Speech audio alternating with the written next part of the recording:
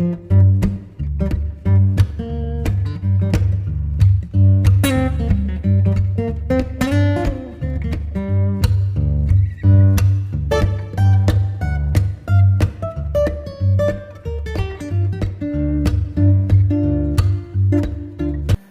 বন্ধুসকল, স্বাগতম জনাইছোঁ আজি এটা নতুন ভিডিঅ' সৈতে মই তিনি আছোঁ আপোনালোকৰ মাজত। আজি এটা প্ৰজেক্ট কৰিম।